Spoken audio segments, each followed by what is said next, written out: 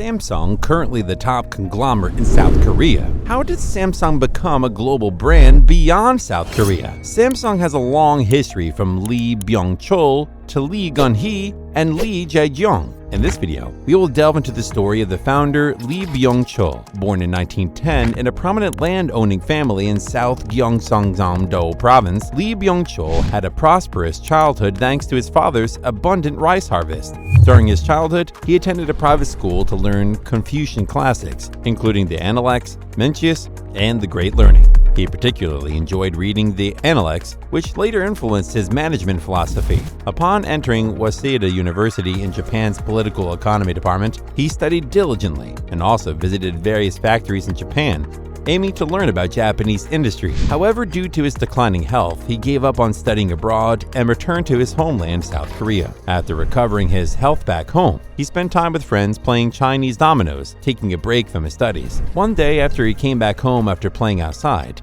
Lee Byung-chul looked at his sleeping children and made up his mind to start a business, realizing that he couldn't continue living as he was. While searching for business ideas, he learned about the export of rice harvested in South Gyeongsang Province to Japan via the port city of Masan. He discovered that the quantity was millions of sacks annually, and that there were often long waits due to a shortage of processing mills. In March 1936, Lee Byung-chul, along with his two friends, decided to establish a cooperative rice milling operation in Masan, seeing the potential profitability of rice processing. As there were limited transportation options in Masan at the time, he acquired the Ichul Auto Company, which owned 10 trucks, to start a private transportation business. His initial ventures were highly successful. He soon began preparing for his third business endeavor.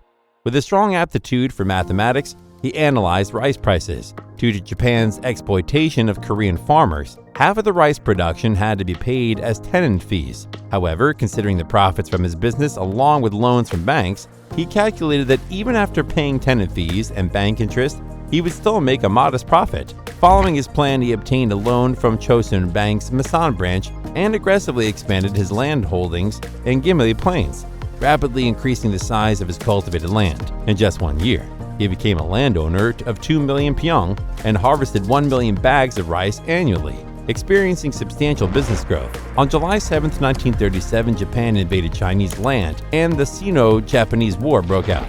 As the war broke out, the bank that Byung-chul got his loan from stopped lending, and land values plummeted. Eventually, he faced bankruptcy. However, he had a reliable supporter, his father, who provided him with a significant sum of 30,000 won. Paycheck around the time was about 15 won, which means 30,000 won was a tremendous amount of money. In search of new business opportunities, Lee Byung-chul traveled to various cities, including Busan, Pyongyang, and Beijing. During his travels, he learned about the massive scale of trade in China.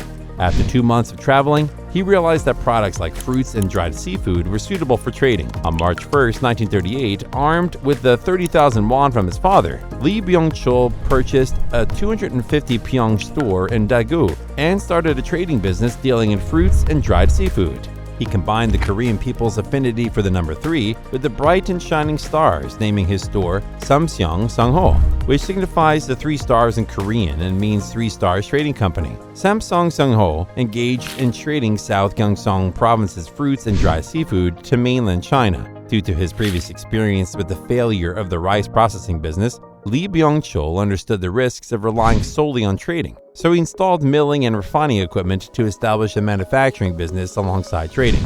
This became a turning point for Samseong Sangho to achieve stable operations. In 1939, with secured business capital, Lee Byung-chul developed an interest in the alcohol industry. He acquired a company named Chosun Brewery and ventured into the production of alcoholic beverages. Despite the predicted economic downturn due to the Sino-Japanese War, alcohol was in high demand, causing concerns about insufficient production. In 1941, as the Pacific War began with Japan's attack on Pearl Harbor, Samseong Sangho and Chosun Brewery were required to supply 95% of their production as military supplies to Japan. Soon after, on January 9, 1942, during this period, Lee Gung-hee, the 7th child of Lee Byung-chul, was born. He would later become the 2nd CEO of the Samsung Group. On August 15, 1945, South Korea celebrated its liberation. Even after liberation, Lee Byung-chul continued to operate Samseong Sangho and Chosun Brewery, notably the Cheongyu, a traditional Korean rice wine produced by Chosun Chosun Brewery gained popularity nationwide. Despite the challenges of the domestic economy, Lee Byung-chul resolved to supply essential goods to the Korean people through international trade, leading to the establishment of Samsung C&T Corporation in 1947. Moving to Seoul, he began international trade and entrusted the management of Chosun Brewery to his colleagues, focusing on international trade. In 1948, after the establishment of Samsung C&T Corporation, he introduced a system where employees could invest in the company and receive dividends proportional to their investments. The company operated stably, and by 1949, it had grown to become the 7th largest trading company in terms of transaction volume, following other trading companies. Subsequently, on June 25, 1950, the outbreak of the Korean War dealt a significant blow to Samsung C&T Corporation, prompting Lee Byung-chul to evacuate to Daegu. Fortunately, due to the successful operations of Chosun Brewery until then, the company had ample funds, and Lee Byung-chul resolved to rebuild the business using these funds. During the Korean War, he relocated to Busan, the provisional capital, and established Samsung C&T Corporation on January 10, 1951. Primarily importing sugar and fertilizer and selling them to wholesale merchants in Busan International Market, the company achieved 6 billion won in sales and a net profit of 2 billion won within a year. However, Lee Byung-chul wasn't satisfied. While the amount seemed substantial numerically, due to the inflation caused by the war and soaring prices, he knew that the profit wasn't as significant as it appeared. In reality, according to the data, wholesale prices in Seoul had risen by 530% in 1951. During this time, Lee Byung-chul realized the dangers of inflation and the need to import raw materials, manufacture products domestically, and then export them, rather than relying solely on imports. A few years later, he established Jae-yong, which produced sugar, and Jae-yong, which produced textiles, eventually growing into a massive conglomerate. The story continues in the next chapter of the Samsung story.